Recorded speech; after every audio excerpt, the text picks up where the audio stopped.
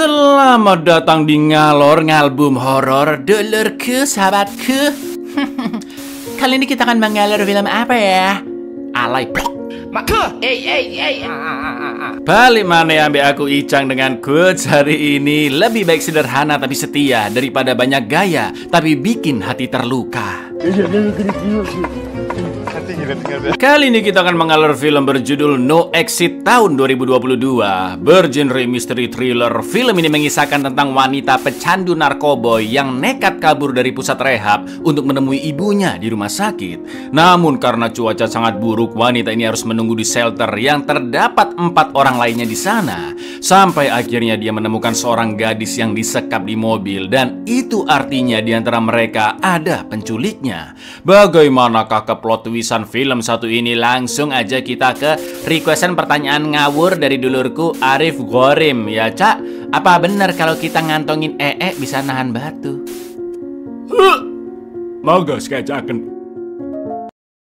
Darby Thorne adalah seorang wanita pecandu narkoboy yang sudah pindah-pindah pusat rehabilitasi sampai 7 kali. Dan sekarang Darby masih menjalankan program rehabnya di kota Sacramento, California, Amerika. Lalu ketika sesi curhat bersama pasien lainnya, Darby begitu terkejut saat menerima telepon tentang ibunya, sebut saja Juminten, yang mengalami aneurisma otak atau pembengkakan pembuluh darah di otak yang ngerinya sudah terjadi pendarahan, sehingga malam itu beliau harus segera dioperasi. Darby diminta menghubungi kakak perempuannya bernama Devon yang sudah berada di rumah sakit Salt Lake City. Akan tetapi Darby dilarang menelpon karena memang semua pasien di sana tidak diperbolehkan menghubungi siapapun keluar. Sebab jika berbicara dengan teman lama ataupun orang terdekat, ada kemungkinan mereka akan menyerah dan kembali ke kebiasaan konsumsi narkoboy. Ya namanya udah kecanduan pasti sembuhnya susah ya kan lur. Staf di pusat rehab juga kurang percaya dengan Darby karena seminggu lalu dia sempat berbohong jika ibunya terlibat kecelakaan. Padahal saat itu tubuh Darby sedang proses detox atau masih dalam penyesuaian tidak mengonsumsi narkoboy, maka sikapnya jadi agak ngaco lur. Salah satu staf pun akan minta izin dulu ke dokter rehabnya Darby. Namun sayang telepon si dokter sedang tidak aktif. Jelas Darby pun geram karena situasi ini sedang mendesak, tapi peraturan pusat rehab menyulitkannya.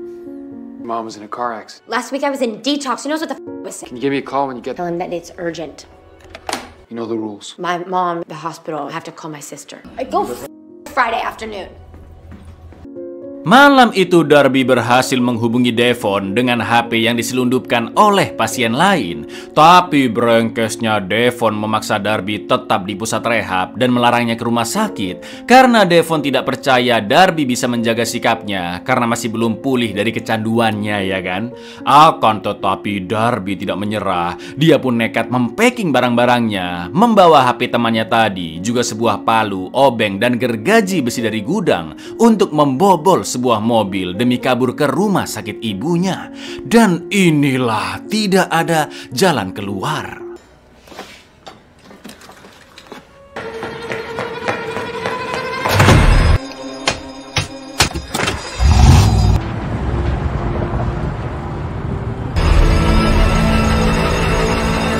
Darby pun berhasil kabur dari pusat rehab dan buru-buru tancap gas ke rumah sakit Salt Lake City yang kira-kira berjarak 1100 km dari kota Sacramento dan butuh waktu 10 jam perjalanan. Dilalahnya sedang terjadi badai salju sangat kencang dan Darby harus mengambil jalur yang agak jauh karena ada jalan ditutup akibat kecelakaan. Darby juga meninggalkan pesan ke Devon bahwa dia akan tiba di rumah sakit kira-kira besok pagi.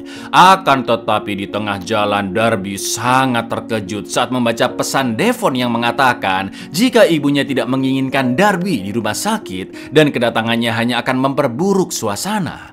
Membaca pesan tersebut, Darby pun terpikir untuk menghirup seplastik kecil narkoboy yang dia temukan di dalam mobil. Namun di tengah kesedihannya, Darby masih berusaha menahan diri dan tak lama kemudian dia pun tertidur pulas hingga bermimpi ketika dulu pingsan karena overdosis di mobilnya sampai Devon panik dan berusaha membangunkan Darby.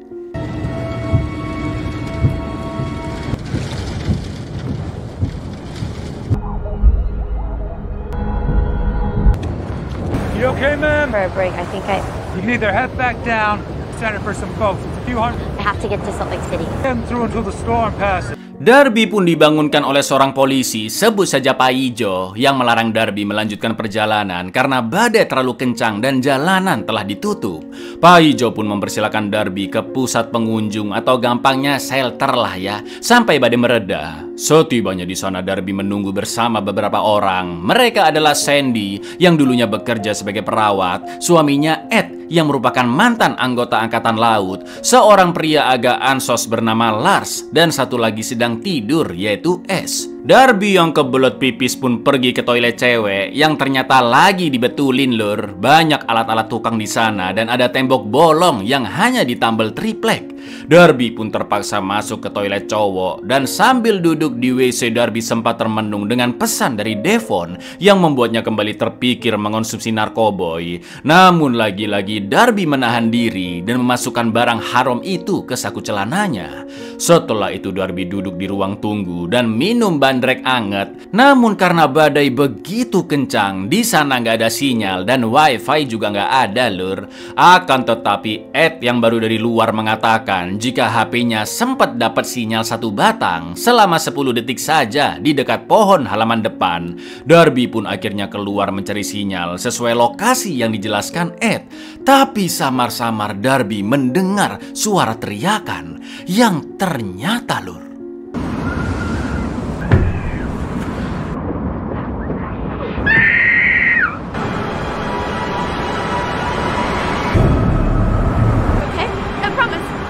Darby sangat terkejut melihat seorang bocah bernama Jay yang disekap di dalam mobil van dari negara bagian Nevada. Biar gampang kita sebut saja mobil tersebut mobil biru ya lur ya.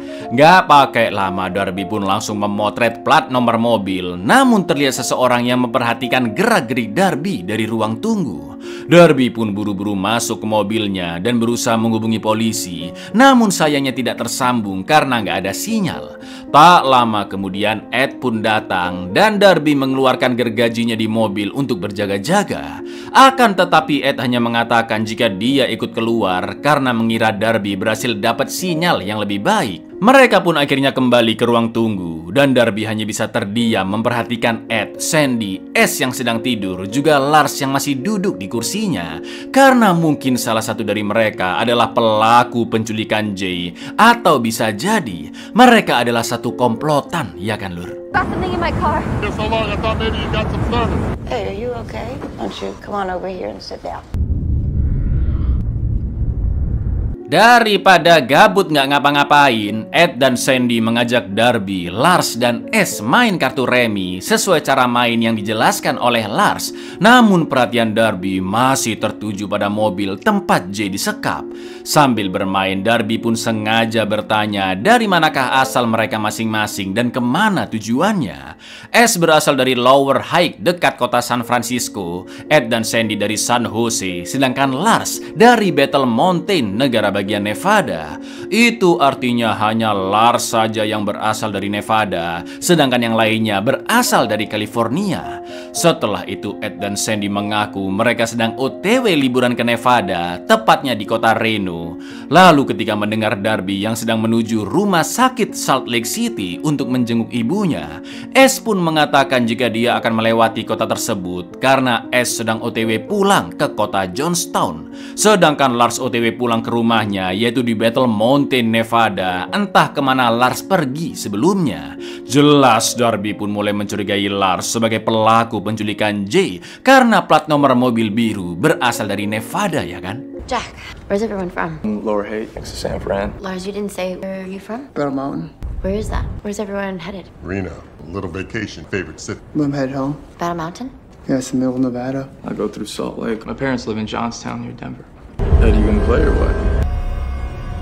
Lars pun kalah main dan tiba-tiba emosi. Sikapnya terlihat paling aneh di ruangan itu dan Darby semakin yakin jika Lars sedang menutupi sesuatu. Setelah itu Darby pun izin ke WC, masuk ke toilet cewek dan di sana berusaha mengirim pesan darurat ke 911 tentang penculikan anak beserta foto plat nomor detail mobil biru tersebut. Bahkan Darby juga menuliskan terduga pelakunya yaitu Lars serta tujuannya ke kota Battle Mountain, Nevada. Akan tetapi sayangnya sinyal masih belum ada dan pesan pun gagal terkirim, Lur. Lalu Darby mengambil sebuah cutter di dekat sana dan membongkar triplek di tembok menggunakan palu. Setelah itu dengan sangat berhati-hati, Darby pun berjalan di tengah badai dan membobol pintu mobil biru dengan mencongkelnya menggunakan gergaji.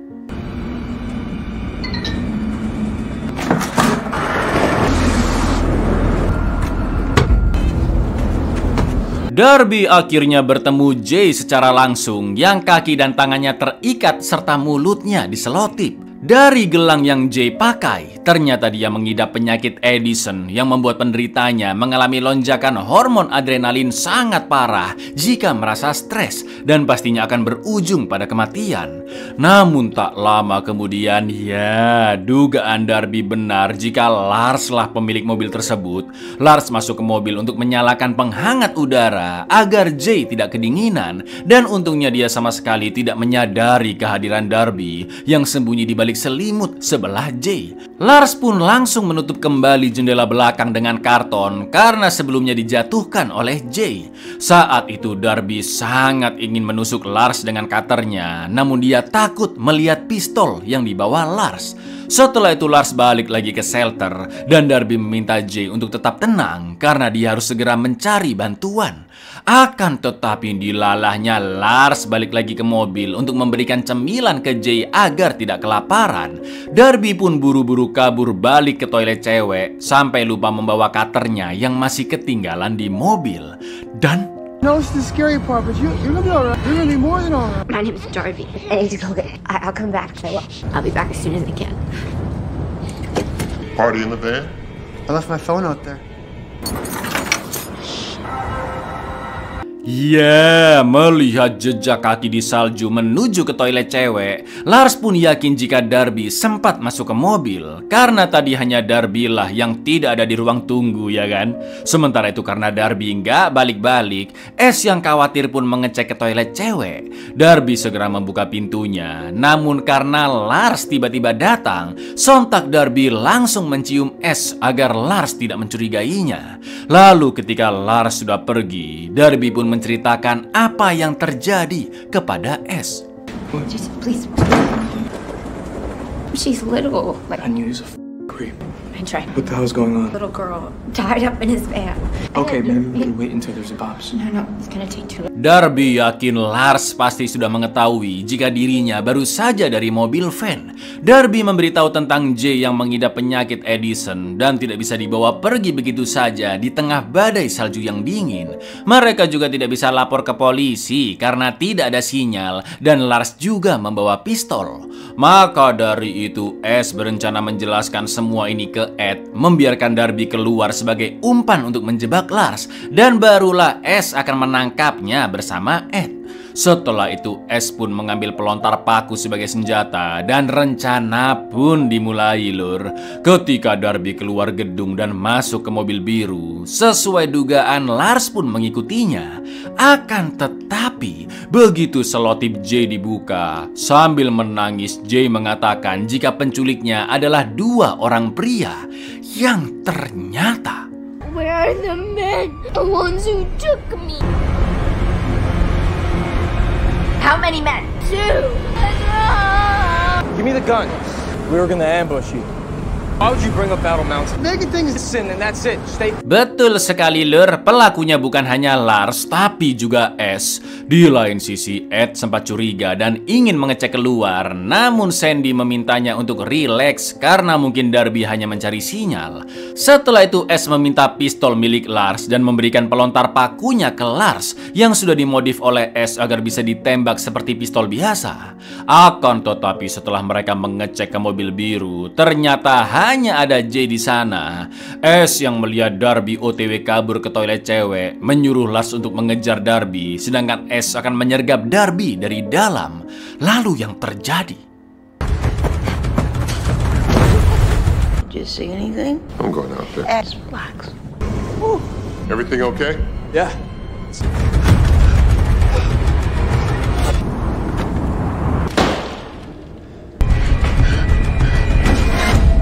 Karena tidak berhasil mengejar Darby, Lars pun menaruh pelontar paku di depan pintu ruang tunggu dan kembali duduk di kursinya. Sementara S terus menodong Darby dan menghapus pesan yang dia kirim ke polisi. S juga membuka pesan dari Devon dan mengintimidasi Darby dengan menanyakan kenapa dia tidak diinginkan keluarganya dan kemanakah ayahnya.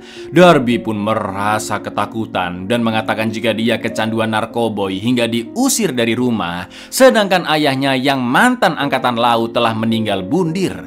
Lalu S menjelaskan jika dia menculik Jay semata-mata karena uang, S dan Lars akan meminta uang tebusan ke keluarga Jay yang sangat tajir dan akan memulangkan gadis itu tanpa luka jika S sudah menerima uangnya. Sementara di ruang tunggu, Ed yang sudah sering bertemu dengan kriminal mulai curiga dengan gerak-gerik Lars dan bertanya di manakah Darby berada. Lars mengaku jika Darby masih nyari sinyal di luar dan Ed pun pergi mengeceknya.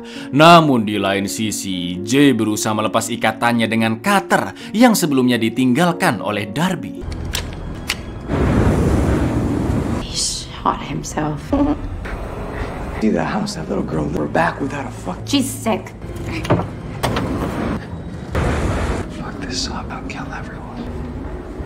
Ed sempat ingin membuka mobil biru tapi tidak bisa karena terkunci. Sementara itu Sandy masuk ke toilet cewek dan S langsung bersikap seolah-olah akan berasal lole dengan Darby, lalu berbisik jika dia akan membunuh semua orang jika Darby berani membocorkan penculikan itu. Ketika S sudah pergi, Sandy pun bertanya apa yang sebenarnya terjadi. Lalu Darby menjawab seadanya jika Lars sempat memata-matai dirinya saat berduaan dengan S di toilet. Setelah itu Darby kembali ke ruang tunggu bersama Sandy dan lanjut ngobrol-ngobrol dengan Ed, S juga Lars. Akan tetapi S, Lars dan Darby pun sangat terkejut saat melihat Jay yang berhasil keluar dari mobil. Sedangkan Ed tidak melihatnya karena duduk membelakangi pintu ruang tunggu dan Sandy juga tidak menyadarinya. Sontak Lars pun pergi keluar dan di kesempatan itu Darby balik ke toilet cewek. Jelas S segera mengikutinya karena khawatir Darby akan menyelamatkan Jay atau mungkin kabur dan lapor ke polisi. Tapi yang terjadi,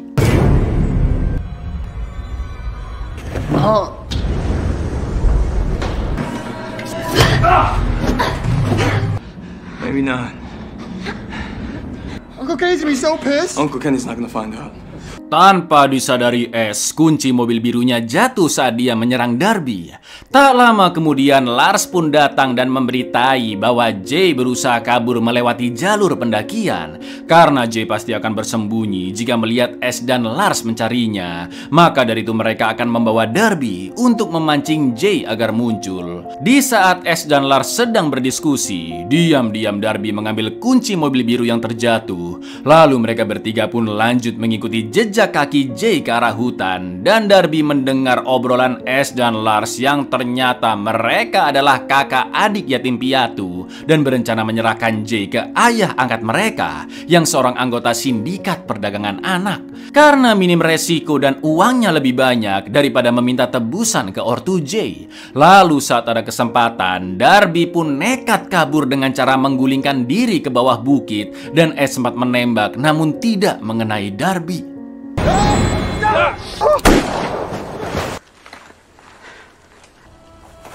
That was a gunshot. Are you sure? One thing in the world that sounds like a gun. You alive? Yeah, she's in a bad way. Ashton Lars kidnapped her. She has a gun. He's gonna kill us all if we don't get out of here.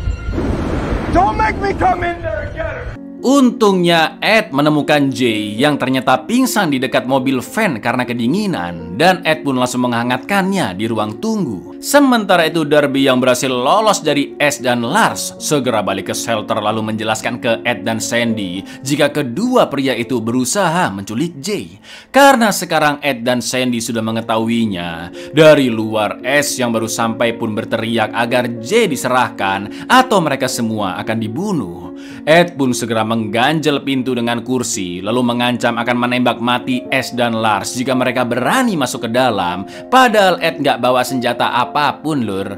Akan tetapi S balik mengancam bahwa Jay harus diserahkan karena dia akan mati jika tidak meminum obat penyakit Edison yang dipegang oleh S dan Lars. Namun karena kunci mobil biru ada di Darby, Ed pun menyuruh mereka segera memberikan obatnya dan akan ditukar dengan kunci mobil biru. Karena sudah muak dengan nego-negoan itu, S dan Lars mengambil jirigen bensin dari mobil dan mengguyur bagian depan shelter. Melihat itu, Sandy sempat menyerah dan meminta agar Jay diberikan saja ke para penculik agar bisa diberi obat. Namun Ed tidak putus asa. Dia meminta Darby menyembunyikan kunci mobil biru juga kunci mobil Ed agar S dan Lars tidak bisa kabur dari sana. Yang mana artinya jika mereka terjebak di shelter, maka mereka tidak akan berani membunuh karena cepat atau lambat polisi Paijo pasti akan datang menangkap mereka. Darby pun menaruh kumpulan kunci di balik tembok toilet cewek dan ditimbun salju, sekalian mengambil kunci Inggris sebagai senjata. Lalu yang terjadi, lur. Give the keys to your van. Medicine? For the keys. Hide the keys. These two. Oh, stupid ass! Self-kill for a stranger! They won't do it. Please. Is this Lowry? Scene pun flashback saat Jay diculik, yang ternyata Sandy adalah ART yang bekerja mengasuh Jay.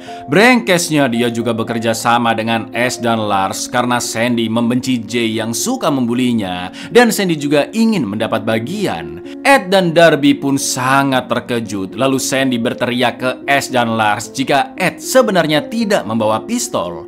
Setelah itu Sandy menyerang Darby dengan semprotan merica. Dia juga mengangkat kursi pengganjal agar kedua penculik bisa masuk. Lalu Sandy menjelaskan ke Ed jika dia terpaksa melakukan ini semua karena seluruh tabungan mereka telah habis. Our savings, all of it. That is what I did. He doesn't have a gun. Lars, take over by Jay. Do it.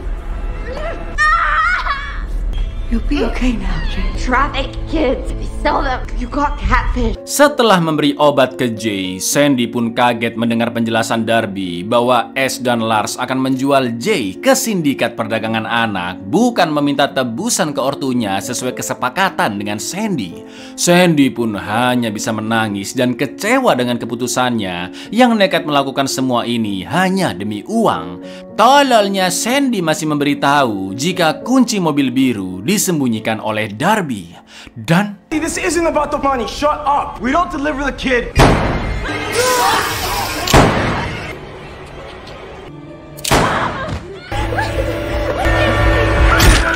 dengan beringasnya S membunuh Ed dan Sandy agar tidak mengacaukan rencana, sedangkan tangan Darby dipaku ke tembok. Lalu ketika S sedang mengantar Lars ke toilet untuk mencuci bekas semprotan merica di mukanya, Darby pun berusaha mencabut tangannya. Suwakit banget pasti ini, lur. Namun karena tidak bisa, Darby meminta Jay mengambilkan palu di dekatnya untuk melepas paku tersebut.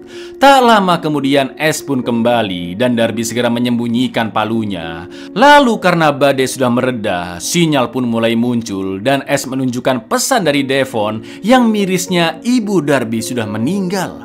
Betapa terpukulnya Darby mengetahui kabar itu. Namun sontak S pun terkejut karena ternyata pesan darurat dari Darby berhasil terkirim ke 911 dan polisi pun akan segera datang.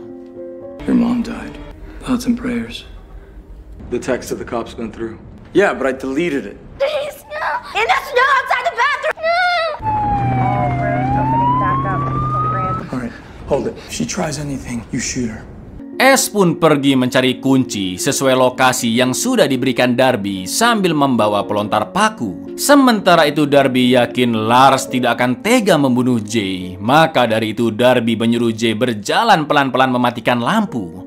Ketika Lars sedang sibuk menghentikan Jay, Darby pun nekat menghirup narkoboynya untuk menghilangkan rasa sakit agar Darby bisa mencabut paku dari tangannya. Dan Lars, I know you don't want to hurt. Go back now. He told you what was gonna happen. Yeah. Oh shit! Shit!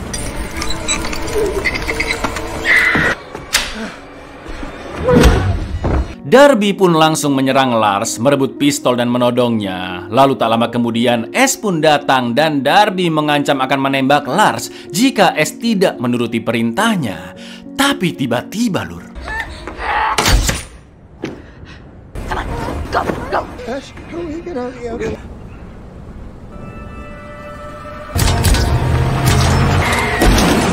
tanpa sengaja S menembak endas Lars karena J menyerang tangannya. S yang geram pun langsung menembaki mobil Darby dan J yang berusaha kabur hingga mereka menabrak tiang listrik. J pun pingsan sedangkan Darby agak teler karena masih dalam pengaruh narkoboy, ya kan? Setelah itu S pun membakar shelter untuk menghilangkan jejak dan api menjalar dengan cepat. Lalu ketika S akan menghampiri Darby, Pak Polisi Pak Ijo pun datang dan memaksa S menjauh dari mobil Darby karena sangat mencurigakan. S berpura-pura jika barusan terjadi kecelakaan dan bersiap menembak Pak Ijo dengan pelontar pakunya. Untungnya Darby berhasil mengambil obeng serta pistol, lalu segera menembak S dan mengenai bahunya. Sedangkan Pak Ijo yang tidak tahu situasi di sana dan melihat Darby membawa pistol terpaksa menembak perutnya. Tepat setelah itu S pun mengambil pistol Darby dan membunuh Pak Ijo. Bahkan saking bengisnya dia juga menembakkan paku ke Pak Ijo berkali-kali. Lalu untuk mengakhiri semuanya, S pun akan membunuh Darby. Sampai akhirnya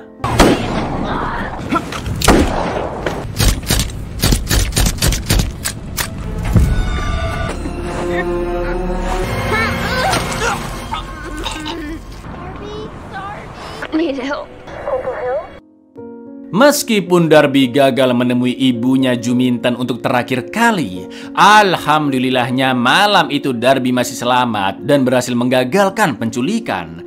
Singkat cerita, setelah menjalani operasi dan dirawat, Darby pun kembali ke pusat rehab di Sacramento dan lebih serius menjalani programnya hingga berhasil jauh dari narkoboy selama 48 hari berturut-turut dan hubungannya dengan sang kakak Devon juga telah membaik. Darby, 48 days. You've got a visitor. Devon? Buyar. Jadi pesan moralnya jelas, Lur. Jauhi narkoboy. Assalamualaikum.